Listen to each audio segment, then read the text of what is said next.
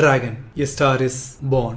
படத்தோட ஒன்லைன் பாத்தீங்கன்னா, ஒரு நல்லா படிச்சிருக்கிற பையன் ஸ்கூல் டைம்ல அவன் வந்து ஒரு பொண்ணை வந்து லவ் பண்றான். ஆனா அந்த பொண்ணு வந்து நல்ல பையனெல்லாம் லவ் பண்ண மாட்டேன், நாசமா போய் படிக்காம கெட்டு குட்டிச்சோரா ஆகிற ஒரு தரதலையா தான் லவ் பண்ணுவேன்னு சொல்லி அந்த பொண்ணு வந்து முடிவு பண்ணி சொல்லும் போது, ஓகே நல்ல பையனெல்லாம் இருந்தா இங்கெல்லாம் வந்து பொண்ணை லவ் பண்ண மாட்டாங்க, அதெல்லாம் கெத்து இல்ல, மாசு இல்ல, நம்ம வந்து ஒரு கெட்டவனா மாறணும், நம்ம வந்து அரியர்ஸ் வைக்கணும், படிக்க கூடாது, ஆராத்தா சுத்தணும், அதுதான் வந்து ஒரு மாசுன்னு நினைச்சிட்டு காலேஜ் லைஃப்ல வந்து ஆராத்தா சுத்திட்டு படிக்காம 48 அரியர் வச்சு காலேஜை விட்டு வெளியே வராரு. காலேஜ் முடிச்சிட்டு ரியாலிட்டிக்குள்ள வரும்போது அவருக்கு அது புரிய வருது. லைக் அவர் வந்து காலேஜ்ல லவ் பண்ண பொண்ணு நீ ஒரு ஃபெயிலியர், நீ ஒண்ணுமே கிடையாதுன்னு சொல்லி விட்டு போறான். அப்படி போகும்போது நான் சக்சஸ்ஃபுல்லா மாறணும், என்ன பண்ணலாம் சொல்லி ஒரு ஃபேக்கான ஒரு டிகிரி ரெடி பண்ணி அந்த டிகிரியை வச்சு ஒரு இடத்துல வந்து வேலைக்கு சேர்றாரு. இந்த மாதிரி சீட் பண்ணி லைஃப் வந்து ரொம்ப நல்லா போயிட்டு இருந்துச்சு அவருக்கு. அந்த இடத்துல வந்து ஒரு இடி விழுந்த மாதிரி அவரோட பிரின்சிபலை வந்து பாக்குறாரு. சோ பிரின்சிபல் பார்த்த உடனே கண்டுபிடிச்சாரு, இவன் வந்து ஃபேக் டிகிரி வச்சுதான் எல்லாரும் ஏமாத்தி தான் இந்த கம்பெனில வேலைக்கு சேர்ந்திருக்கான். சோ இதெல்லாம் வந்து போட்டு கொடுத்துடலாம் சொல்லி அவரை வந்து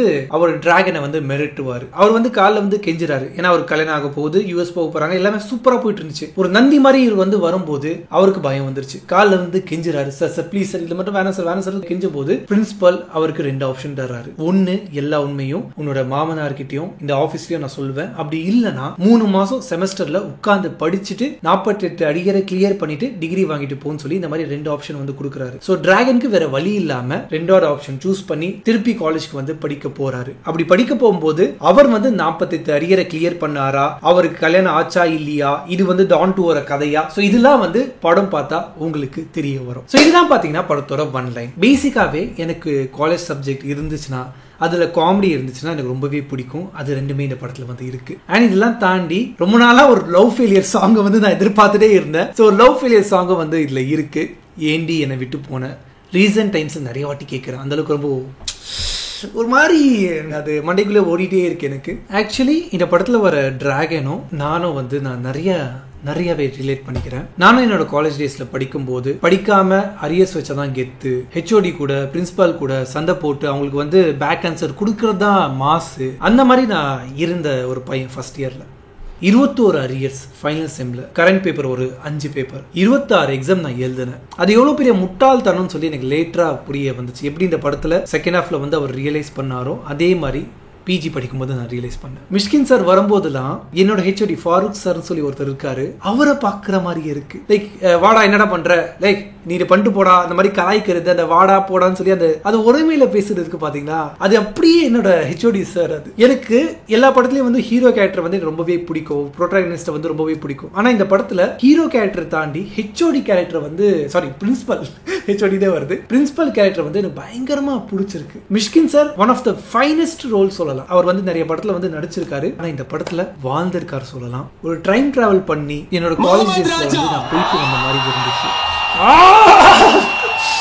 இது உங்களுக்கு சொல்ல புரியாது சார். நிறைய நான் ரிலேட் பண்ணிக்கிறேன் கைஸ். இந்த படத்துல நிறைய நான் ரிலேட் பண்ணிக்கிறேன். நான் படத்தை தாண்டி இதெல்லாம் நான் பேசினே இருக்கேன். படத்தை பத்தி பேசுவோம். அண்ட் படத்தோட 2 ஹீரோயின் அனுபமா அண்ட் கைடு, அவங்கள ஸ்கிரீன்ல பார்த்த உடனே கொடுத்துட்டேன், கேக்கிட்டுங்க வச்சுக்கோங்க. ஃபர்ஸ்ட் ஃப்ரேம் பார்க்கும்போது கொடுத்துட்டேங்க, எல்லாம் உங்களுக்கு தாங்க, ஹார்ட்டுங்க வச்சுக்கோங்க.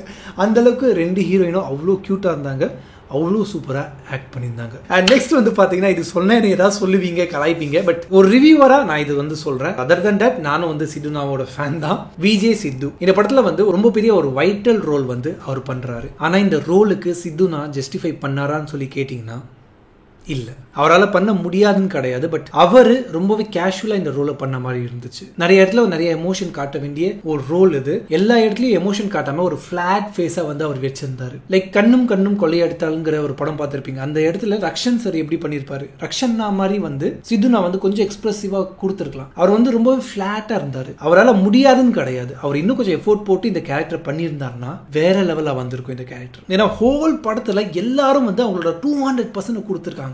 எல்லாருமே அந்த கேரக்டராவே வந்து வாழ்ந்திருக்காங்க. எனக்கு வந்து அவங்களோட ரியல் நேம் தெரியல, இந்த கேரக்டர் நேம் தான் தெரிஞ்சிருக்கு. ஆனா சித்துனாவை பார்க்கும்போது அவர் வந்து கேரக்டர் நேம் எனக்கு தெரிய மாட்டேங்குது. நான் இன்னொரு வாட்டி கிராஸ் செக் பண்ண வேண்டியதா இருக்கு. அவர் பேர் வந்து அன்பு. எனக்கு வந்து சித்துனாவை பார்க்கும்போது அன்பா வந்து தெரியல, எனக்கு வந்து சித்துனாவை தான் தெரியாது. அதை மட்டும் கொஞ்சம் ஒர்க் அவுட் பண்ணியிருந்தாருன்னா இன்னும் சூப்பரா இருந்திருக்கும் தான் இந்த இடத்துல வந்து நான் சொல்ல வரேன்.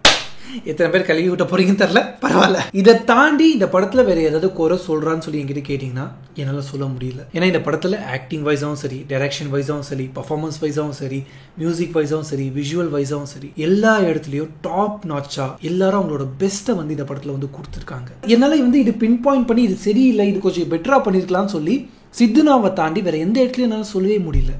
அந்த அளவுக்கு ஒரு பர்ஃபெக்டா வந்து பண்ணியிருக்காங்க. சோ ஃபார் இந்த 2025ல நான் பார்த்த ஒன் ஆஃப் த ஃபைனஸ்ட் ஃபிலிமா டிராகன் படம் இருக்கு. அண்ட் பிரதீப், நான் முன்னாடி சொன்ன மாதிரி தான், எ ஸ்டார் இஸ் பார்ன். இது அவ்வளோ ஈஸி இல்லைங்க. சினிமா இண்டஸ்ட்ரியில சர்வைவ் பண்றது அவ்வளோ ஈஸி கிடையாது, சுத்தமா கிடையாது. காலேஜ் கல்ச்சுரல்ஸ்ல ஷார்ட் ஃபிலிம் பண்ணிட்டு இருந்த ஒரு பையன் மெதுவா ஷார்ட் ஃபிலிம் பண்ணி ஒரு ப்ரொடியூசரை ஓகே பண்ணி படம் பண்ணி அந்த படம் பயங்கரமா ஹிட் ஆகி செகண்ட் படத்துல கதை எழுதி டைரக்ட் பண்ணி அவரே அதுல ஆக்ட் பண்றது it's not a easy task. டெபியூட்டண்டா ஒரு ஹீரோ வந்து இன்ட்ரோடியூஸ் ஆகுறாரு. அந்த ஹீரோ யாருன்னே தெரியாது. அப்படி இருக்கும்போது 100 கோடி அதை வந்து வசூல் பண்ணது அது லக்குன்னு சொல்லி நம்ம ஒரு வார்த்தையில வந்து இதை அடக்க விரும்பல. அதுக்கு பின்னாடி ஒரு நிறைய உழைப்பு வந்து கண்டிப்பா இருக்கும். அந்த உழைப்பு இல்லாமலாம் வந்து அசால்ட்டா 100 கோடிலாம் பாக்ஸ் ஆஃபீஸ்லாம் கனவுல கூட யோசிச்சு பார்க்க முடியாது. அவரோட ட்ராக் வந்து ரொம்ப அழகா வந்து போடுறாரு. லவ் டுடே முடிச்சது ஒரு 100 crores box office black Bastar. இப்போ நெக்ஸ்ட் ஒரு படம் பண்றோம், அது அதோட பெட்டரா இருக்குன்னு சொல்லி வெயிட் பண்றாரு. வெயிட் பண்ணி டிராகன் மாதிரி ஒரு படத்துக்கு ஓகே கொடுக்குறாரு. அண்ட் நெக்ஸ்ட் லைன் அப்ல பாத்தீங்கன்னா love insurance corporation, Vignesh Sivan sir கூட இந்த மாதிரி ஒரு படத்துலயும் வந்து அவ்வளவு எஃபோர்ட் போட்டு அவர் பண்றாரு. இதை தாண்டி வந்து பாத்தீங்கன்னா இந்த 2 படத்துக்கும் அவர் ஒன் ஆஃப் த ரைட்டர். அவருக்கு கிடைச்சிருக்கிற பிளேஸை அவ்வளோ அசால்ட்டா வந்து அவர் நினைக்கல. அதுக்கு அவர் அவ்வளோ உழைச்சிருக்காரு, இப்பவும் உழைச்சுன்னு இருக்காரு. கொஞ்சம் பொறாமையா இருக்கு பார்க்கும்போது. ரொம்பவே அமேசிங்கான ஒரு பெர்ஃபார்மன்ஸ். காமெடி சீன் வரணுமா அந்த அளவுக்கு காமெடி பண்ணியிருக்காரு. ஒரு இடத்துல மாத்திக்கிட்டு முழிக்கிறாரா, அதை பார்க்கும்போது அவ்வளோ ஃபன்னியா இருக்கு. அண்ட் இன்னொரு இடத்துல மனசு உடைஞ்சு அழுகிறாரா, நமக்கு அழுக வருது. இந்த படத்துல வந்து பிரதீப்பா எனக்கு தெரியல, டிராகனா ராகவனா தெரியுறாரு. And last Ashwath Marimuthu, what a director. அவரை வந்து ஒரு வாரத்துல சொல்லணும்னா இந்த படம் ட்ரைலர் ரிலீஸ் ஆகும்போது நான் நினைச்சது வந்து ஓகே, முதல் நீ முடிவு நீ, இந்த படத்தோட சாயல்ல வந்து இந்த படம் வந்து இருக்கும், இல்ல டான் 2ன்னு சொல்லி நிறைய பேர் வந்து பேசியிருந்தாங்க. பட் இந்த படத்தை போய் பாருங்க, அதுக்கும் இந்த படத்துக்கும் வந்து சம்பந்தமே கிடையாது. ஒரு படத்துல வந்து ஃபிக்ஷனா இருக்கும், ஸ்டோரியா இருக்கும், ஒரு லார்ஜர் அண்ட் லைஃபா வந்து இருக்கும். பட் அதெல்லாம் இல்லாம அதெல்லாம் தள்ளி வச்சுட்டு ரியாலிட்டியை பேஸ் பண்ணி ஒரு ரியாலிட்டியை வந்து இந்த படத்துல வந்து நம்ம கொடுத்துருக்காங்க. பிரதீப்பை வந்து கலாச்சு ஒரு பொண்ணு வந்து பேசியிருக்கோம். ஃபர்ஸ்ட் படத்தை பாருமா, பார்த்துட்டு வந்து பேசுமா. அண்ட் ப்ளீஸ் ஆடியோ லான்ச்சை ஃபுல்லா பார்த்துட்டு வந்து பேசுங்க. பிரதீப் வந்து அவர் பேசும்போது அவர் வந்து கிளியரா சொல்லியிருப்பாரு, இது வந்து கேரக்டர், படிக்காம சுத்துறது. பட் நான் என்ன சொல்றேன்னா, படிக்கணும், படிப்பு தான் எல்லாமே, மாசு கெத்துன்னு சொல்லி அவர் சொல்லியிருப்பாரு. அந்த ஆடியோ லான்ச்சை ஃபுல்லா பார்க்காம அரோகரையா ஏதோ பார்த்துட்டு ஏதோ எனக்கு தான் எல்லாமே தெரிஞ்ச மாதிரி வந்து அட்வைஸ் கொடுக்கறதுலாம், ஒருத்தங்களை நம்ம கிரிட்டிசைஸ் பண்ணோம்னா அதுல ஒரு நியாயம் இருக்கணும். என்னன்னே தெரியாது, ஒருத்தன் வந்து ஃபேமஸா பூம் ஆயிட்டு இருக்கான், அவன் ட்ரெண்டிங்ல இருக்கான், அவனை அட்டாக் பண்ணி வீடியோ போட்டா நம்மளோட வீடியோ ரீச் ஆகும், நிறைய பேருக்கு நமக்கு தெரியும், நம்ம வந்து ஃபேமஸ் ஆகும், நமக்கு ஃபாலோவர்ஸ் ஏறும்னு சொல்லி ஒருத்தரை பத்தி தப்பா பேசி நம்ம நாட்டுக்கு நல்லது பண்றோம், ஒருத்தங்களை அட்வைஸ் பண்றோம்னு சொல்லி கேவலமான ஒரு விஷயத்த பண்றதுக்கெல்லாம் பேர் என்ன தெரியுமா? இந்த மாதிரிலாம் படம் ஏன் நான் வந்து என்னோட காலேஜ் டேஸ்ல பார்க்கலன்னு சொல்லி நான் வருத்தப்படுறேன். உண்மையிலேயே வருத்தப்படுறேன், இந்த மாதிரி படம்லாம் வந்திருக்காதான்னு சொல்லி. ஏன்னா நான் டிராகனா வந்து வாழ்ந்திருக்கேன் கொஞ்ச நாள். ஆரியஸ் வச்சதான் கெத்து, ஹெச்ஓடி கூட சண்டை போட்டதான் கெத்து, அவங்க கூட முறைக்கிறது தான் கெத்துன்னு சொல்லி ஒரு முட்டாள்தனமான ஒரு மைண்ட் செட் எனக்கு இருந்துச்சு அந்த டைம்ல.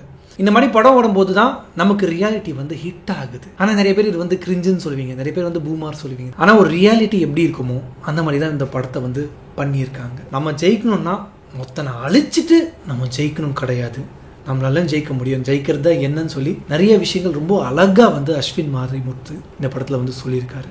ஹோல் ஹார்ட்டடா இந்த வருஷத்தோட ஒன் ஆஃப் த ஃபைனஸ்ட் ஃபிலிமா இந்த டிராகன் படத்தை வந்து நான் பார்க்குறேன். அண்ட் இந்த படத்துக்கு என்னோட ரேட்டிங் பார்த்தீங்கன்னா 5 out of 4.5 கொடுப்பேன்னு சொல்லலாம். அந்த அளவுக்கு இந்த படம் வந்து ஒரு ஒர்த்தான படமா நான் பார்க்குறேன்.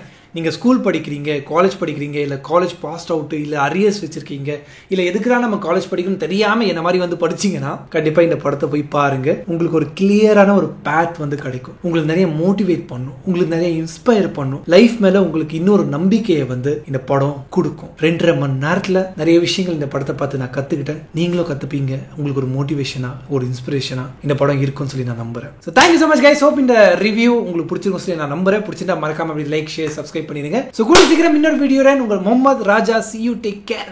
Bye guys.